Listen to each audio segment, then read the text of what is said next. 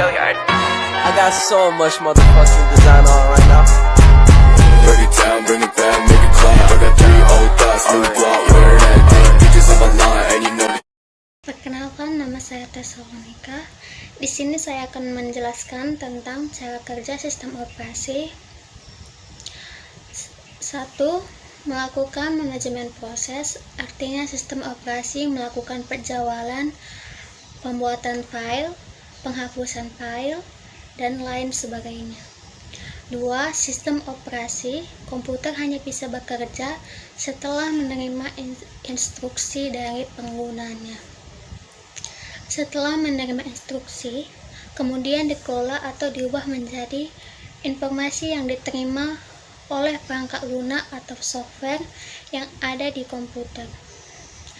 Tampilan komputer hardware akan berubah beberapa saat setelah sistem operasi memproses instruksi dan menjalankan apa yang diinginkan penggunanya. Perkenalkan, nama saya Tardes Arnari Wirgirsang dari Prodi Teknik Komputer 21A. Di sini saya akan menjelaskan jenis-jenis sistem operasi komputer. 1. MS-DOS atau Disk Operating System. MS-DOS merupakan sistem operasi komputer yang paling lama. Tampilannya berbeda dengan sistem operasi komputer saat ini karena pemberian instruksi dilakukan lewat tulisan. Kelebihan utama dari MS-DOS ialah tidak banyak menghabiskan memori komputer. Namun kelemahannya ialah instruksi diberikan lewat tulisan dan tidak ada grafisnya sama sekali. 2. Sistem operasi Windows. Windows menjadi operating system terbanyak yang digunakan di seluruh dunia. Tidak hanya itu, Windows juga mudah ditemui dalam berbagai komputer atau laptop. Kelebihan utamanya dari sistem operasi Windows ialah cara menjalankan dari instalasinya mudah, sedangkan kelemahan utamanya ialah rentan terkena virus.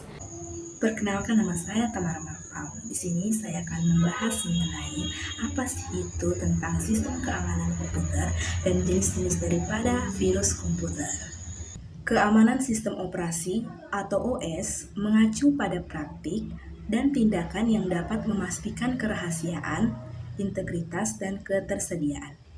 Tujuan keamanan dari sistem operasi atau OS adalah untuk melindungi OS dari berbagai ancaman, termasuk perangkat lunak berbahaya seperti worm, trojan, dan virus lainnya. Keamanan sistem operasi biasanya melibatkan penerapan teknik kontrol yang dapat melindungi aset dari modifikasi dan penghapusan atau pencurian data yang tidak sah. Nah, selanjutnya kita akan membahas mengenai jenis-jenis virus komputer. Ada beberapa jenis virus komputer. Yang pertama ada overwrite virus. Overwrite virus adalah jenis virus komputer yang paling sederhana yang menimpa kode file sistem komputer host dengan kode berbahayanya sendiri. Yang kedua ada append virus. Seperti namanya, virus ini menambahkan kode berbahayanya ke akhir file program host. Setelah itu, ia akan mengubah header file sedemikian rupa sehingga header file akan diarahkan ke awal kode berbahaya dari append virus. Dengan demikian, kode ini dijalankan setiap kali program itu dijalankan. Namun, append virus tidak menghancurkan program host. Alih-alih, ia memodifikasinya sedemikian rupa sehingga ia memegang kode virus dan memungkinkan kode untuk berjalan sendiri. Yang ketiga ada makrovirus. Makrovirus mengubah atau menginfeksi makrodokumen atau file data. Virus ini disematkan sebagai makro dalam dokumen dan menambahkan kodenya ke makrodokumen. Virus ini menyebar ketika dokumen atau file data yang terinfeksi dibuka di komputer lain.